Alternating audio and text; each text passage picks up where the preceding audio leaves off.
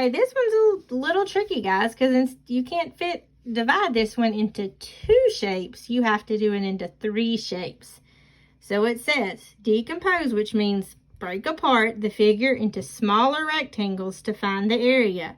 The total area of the storage shed is blank. So this time I'm going to have to divide it into 3 shapes probably. Let's look. This number is 12, and we haven't really studied our 12 math facts, so we're probably going to want to break this line apart. So we could draw a line here and here. So the first shape, if we covered it up,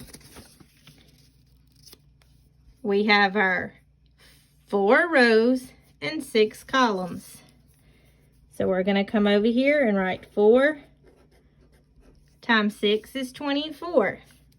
Now let's look at this next column. If you want to, you can get 2 note cards or something and cover them both up. So we have some lines, but we don't really have the lines we need, do we? So we might need to uncover it for a minute. So we know from this point to this point it's 6. And we know from point here to point here is 3. So I can say 6 take away 3 is 3. So that's going to let me know that, hey, this line right here is going to be 3. And if that one's 3, then I know this one's going to also be 3. So then let's look over here. From here to here is going to be 12. So look over here. From here to here is 4. So it's going to be the same on that side. From here to here is 4. So it'd be the same over here. So I still need to figure this spot out. So let's look. 4 plus 4 is 8. We started with 12. So 12 minus 8 would be 4. So that means that spot has to be 4. So now we can go back and find the area. 4 rows times 3 columns. So we're going to write 4 times 3 equals 12. Now let's go back, look at our next shape. 4 rows, 6 columns. But I'm still not through yet. I have to add all of my areas together. So we could say 24 plus 24. And we get 48, but we're still not done. We have to add the 12 to it.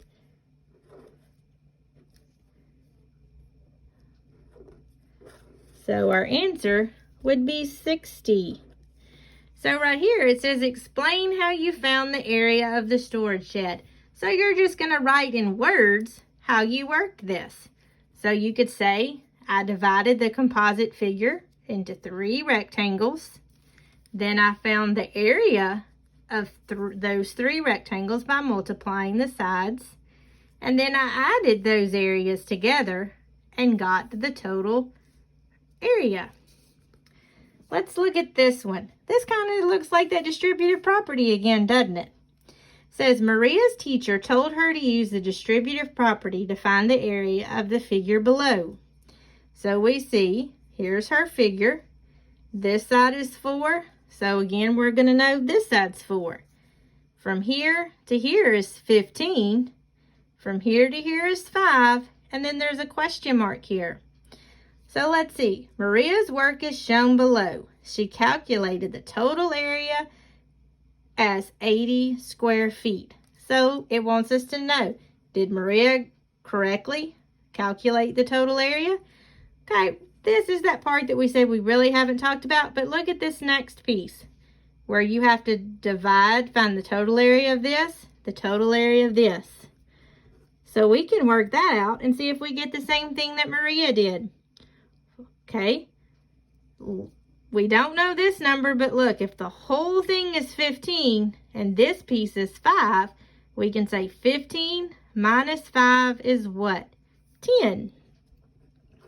So now we can say 4 times 10 would be that area, and this side would be 4, because this side's going to be the same.